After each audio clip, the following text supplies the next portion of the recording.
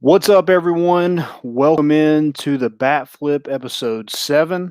Good to be back. Dylan led us to the promised land last week. I was out for work, but we're back. We're ready to go talking about Tennessee baseball.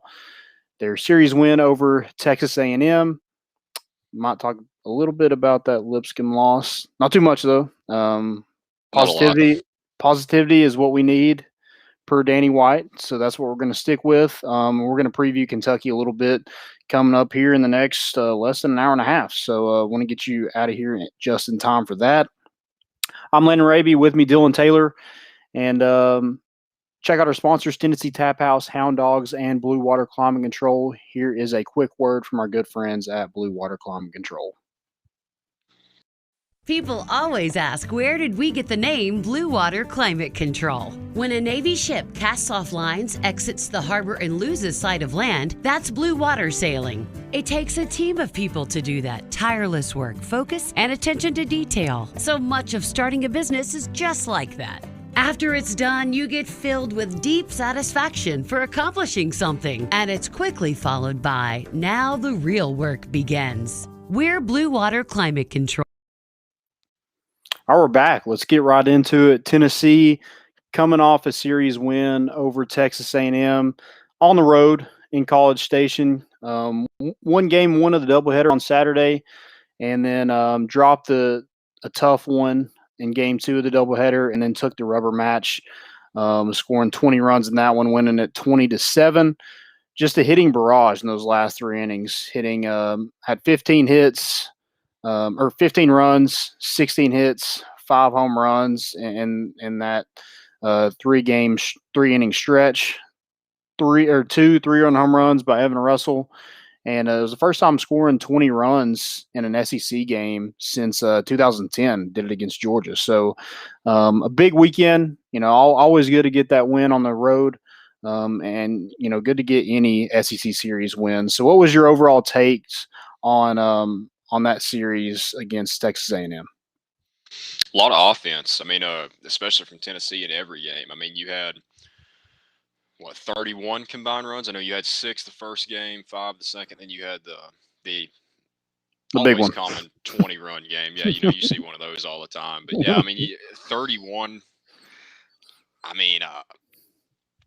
You scored. The least you had was 5 runs. That was that Saturday game, or the second game of the Saturday doubleheader. Still one you probably should have won. I know I talked about it last week. It'd be nice to get a sweep over this Texas A&M team, but any SEC series, that's kind of going to be a reach a little bit, just because it's hard enough to beat a team 2 times in a row, let alone 3, let alone in the SEC. So the offense came to play.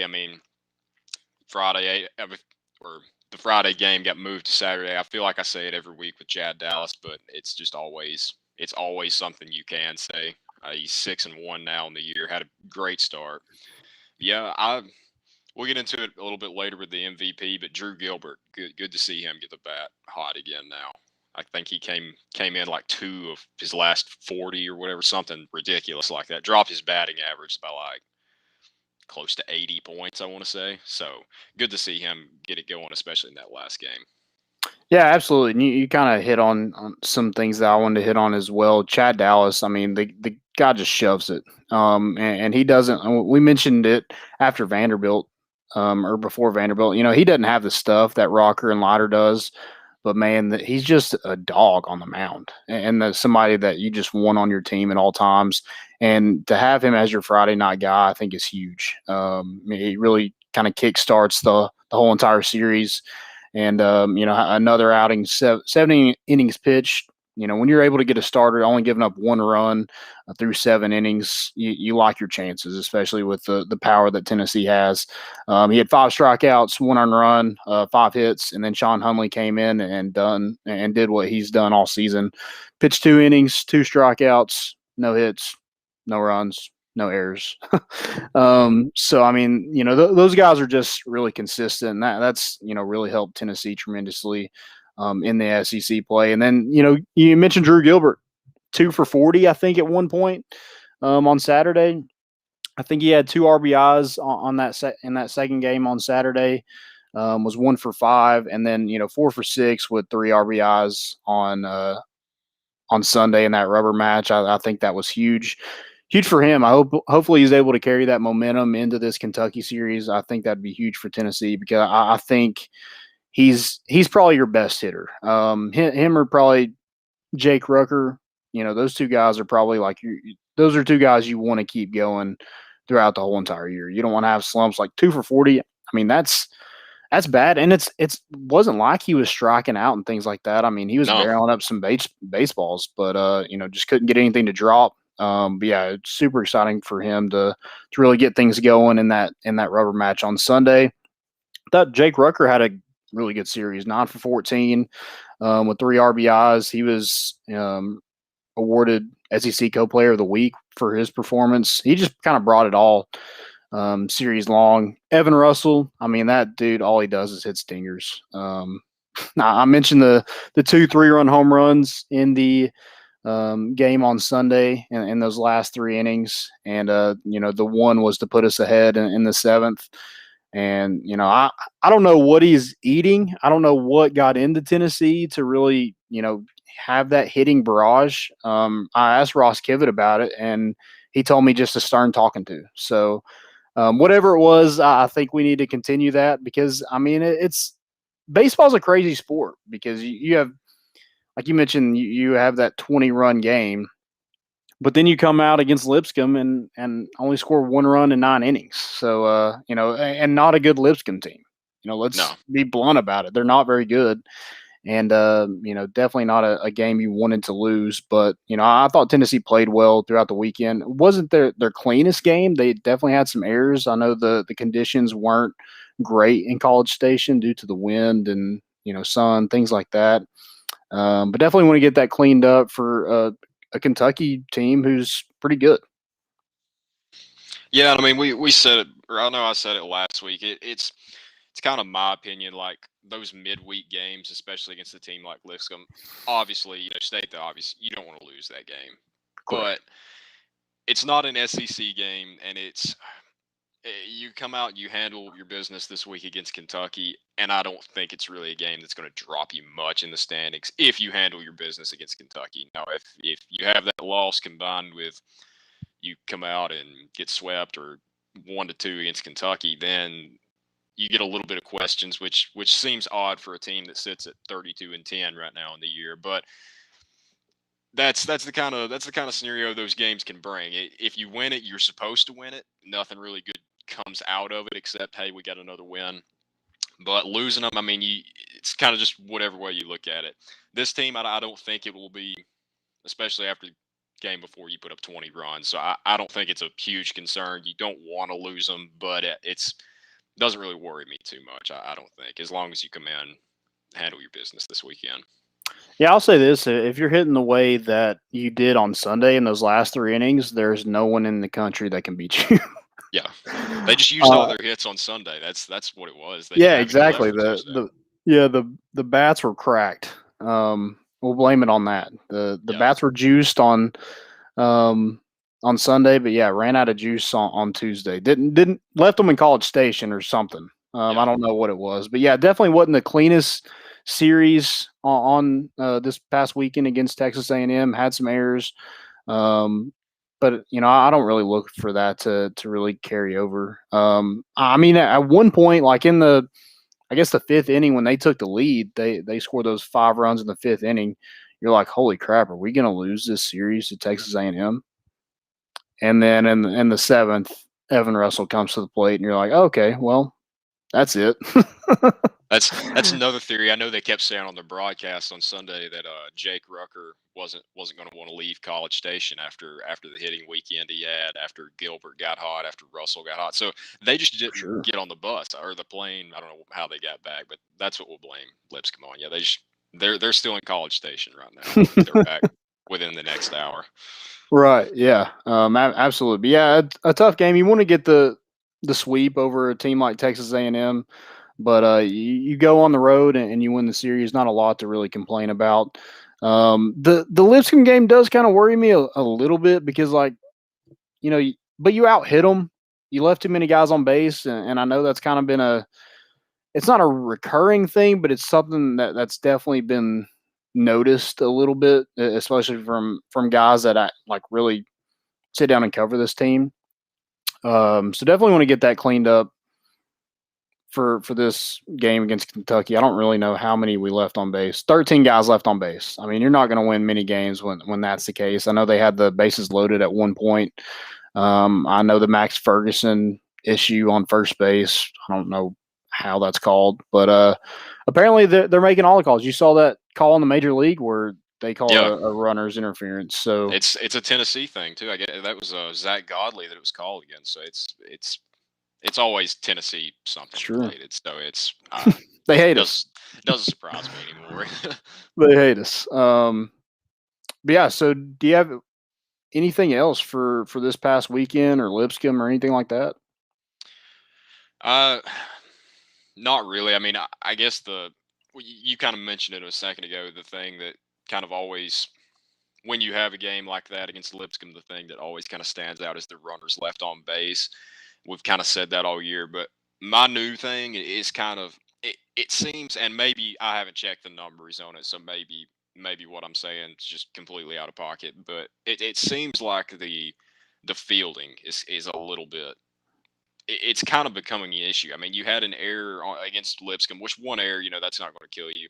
You won 20-7, obviously on Sunday, but 3 errors in that game too. I mean, it could have cost you the game. Yeah, some of that, like, that's what I was going to say. Like, it's a product of maybe you're getting younger guys in a 20-7 game, something like that. Maybe the bulk of them are in these midweek games when you're playing younger guys that normally aren't in there. But it just seems like this year, and I know compared to the MLB, you're going to have more errors in college. That's just the name of the game. But that's my new thing that I've kind of, and again, we're just kind of picking right now. Like 32-10, not many complaints, but that's kind of my new thing is I'd like to see the fielding get cleaned up a little bit, just because especially last year and the year before, it seems like our fielding was always pretty solid, and it is still very solid. But like you said, I mean, a 20-7 game, 3 errors, obviously it didn't cost you, but we saw against Vanderbilt where a couple errors like that's the deciding factor. So I guess that's my main thing. I mean, good series win, obviously. Lipscomb, who knows what happened, but yeah, that's my new thing. Just I'd kind of like to see it be a little cleaner in the field. Yeah, absolutely. And Tennessee, I think, is a really good defensive team, and they've kind of, they have that grit to them where they don't beat themselves. So that's kind of why it's been noticeable, because they're a team that usually takes care of business in the field and doesn't.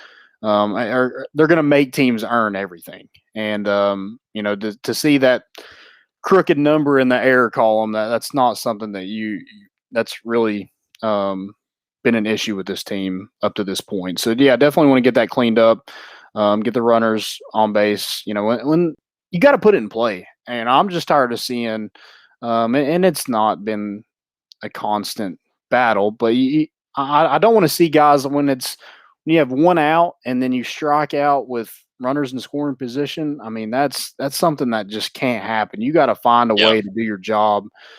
Get the runner over, put it in play at least, and hit it somewhere. Yeah, see what happens. When they had the bases loaded against Lipscomb, we had a strikeout and then a walk to load the bases, and then we had a infield fly and then another strikeout with the bases loaded.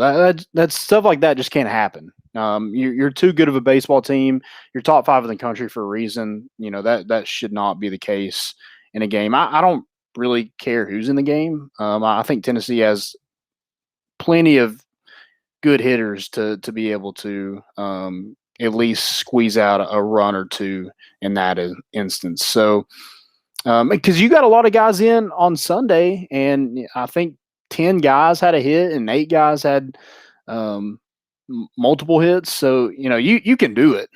It's just got to be done day in and day out. Maybe it's because not everybody was playing. Maybe there was kind of a bit of a hangover, if you will, for that Lipscomb game. But hopefully they're able to clean it up for Kentucky. Who's your MVP this past weekend? I'll go Drew, just because I know coming from a guy that never swung the bat really well in high school, I know how frustrating it is to either hit something hard, not getting hit, not getting on base. That's even if it's just a dink hit, something like that. But like you mentioned, Drew's probably. I mean, you've got Liam and you've got Jake. I mean, he's definitely your top three, one of your best, just pure hitters. So even if it's just something soft like that to get a hot streak started, that means the world. Like just something where you can stand on first base and you actually got there. You didn't get walked, you didn't get hit. Like Drew does get hit a lot, but something where you swung the bat and you put it in play and you got on base. That can start a hot streak. I hope it does for him because like we said, I mean, he's the cleanup hitter. You need him. If you're winning SEC series, you didn't need it against Texas A&M. Really, you did that last game. I mean, you didn't need it, but he definitely showed out. But against the Vanderbilts, everybody like that, you need Drew Gilbert hitting the ball if you're going to win those series. So I'll go with him just because I know that had to be frustrating for him, especially he's a fiery kid. So him breaking out, hopefully. I mean, nobody hit the ball well Tuesday, but hopefully that can be kind of a spark for him to where he can the second half of this season. Maybe by the end of the year he's back up over 300 by then. Yeah, absolutely. I'm going to go somebody a little different. I think Drew Gilbert had a great series. I mentioned him earlier. I think Pavo is another guy who had a pretty good series, had 2 home runs in it. I think he has 4 now on the season, which it took him a long time to get that first one, and now you see it kind of picking up a little bit. I think that's huge for this lineup. Crush that one to center. Absolutely. Absolutely. They were talking about Evan Russell's, how it was a bomb, and then Pavs cleared that by another 20 feet. It's still going. Yeah. Yeah, so I'm going to go. I think you could go Evan Russell. You know, I looked at him. He went 5 for 13, 8 RBIs, but 6 of those were in that game on Sunday. I'm going to go with the guy who brought it all series long, and that's Jake Rucker. 9 for 14 in the series, 3 RBIs, 5 extra base hits, including 4 doubles, 1 home run.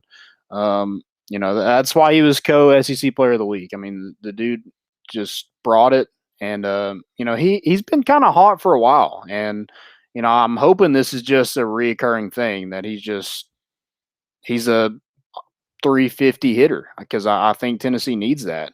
Hitting number 3 in your lineup, a dangerous guy. He's a major league hitter. I think maybe Chris Burke said that.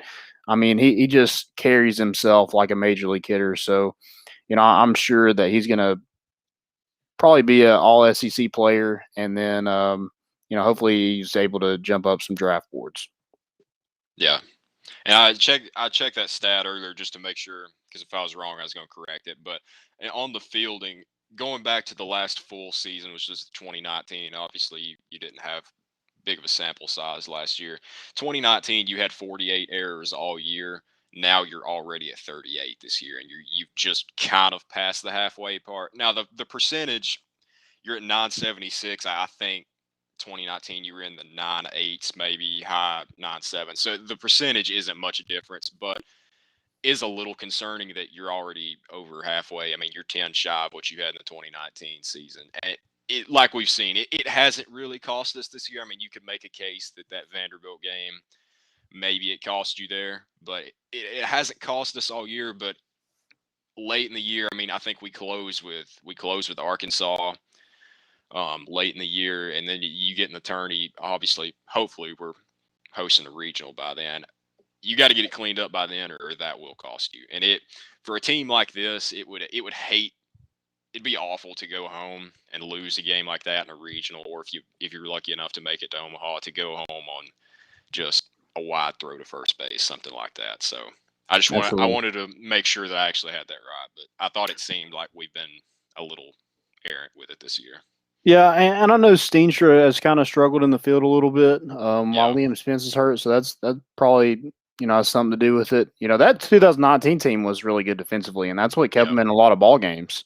You had Andre Lipsius at third, you had Ricky Martinez at second, or at shortstop. So that was a really good defensive team. So if you're able to, keep that up and not surpass that 48 mark, I think that's something to really hang your hat on. But got a little bit to do.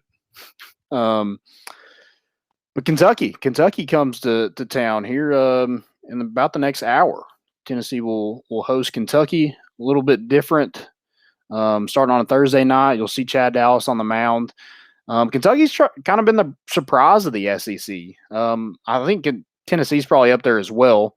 But Kentucky was predicted to finish dead last in the East, and here they are 9-9 in conference played, 25-13 on the year. Well, one thing that doesn't worry me about Kentucky, they're 5-5 in away games. So most of their wins have been at home. So 20-8. Okay. Right, and they are coming off a series win against Alabama. They won that 2-1, won the rubber mats. I think they won the game on Saturday 11-0. And I thought Alabama was a pretty good team. Had 7 home runs, I think. Yep, and then they lost their series before that to Georgia, and then I think they got beat by LSU as well. And they got swept by Mississippi State. They swept Auburn, which is kind of surprising to me because I think Auburn's a pretty decent team. Won the series against Missouri. So I think this is a pretty decent team. I think their first baseman is one of the best players in the conference. I think he leads them in home runs with 14. And so definitely want to keep him inside this ballpark, inside Lindsey Nelson. And I think you got a really good chance to, I'd love to sweep. I'd love to get the brooms out. But, we'll take a series win all day long. Yeah, they seem like an up and down team, but I think they are kind of a younger team this year. That's normally what you see when you're down around the bottom of the conference, unless you're Vanderbilt football where you're just always there.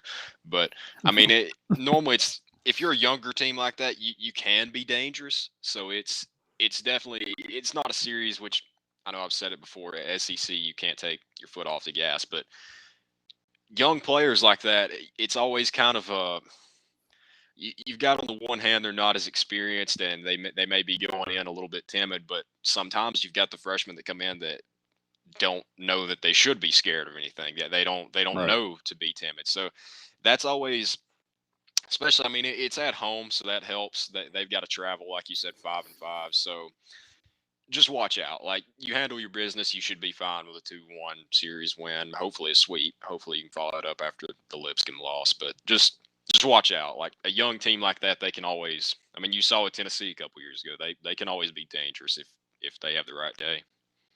Yeah, and if Tennessee, I think if you kind of make them earn it, make them beat you. I don't. They're not better than you, talent wise. So you got to make them earn it, make them beat you, and I think Tennessee will be just fine.